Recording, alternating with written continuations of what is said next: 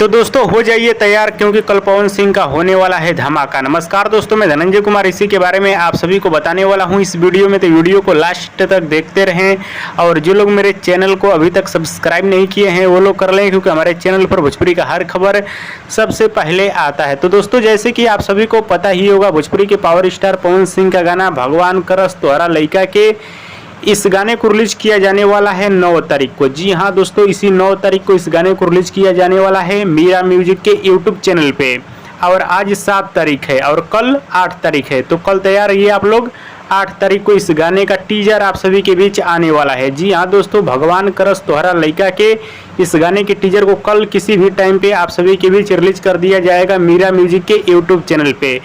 तो एक बार टीजर को देखिएगा, टीजर भी शानदार होने वाला है। गाने की बात की जाए तो जैसा गाना है उससे धाकड़ तो वीडियो शूट किया गया है।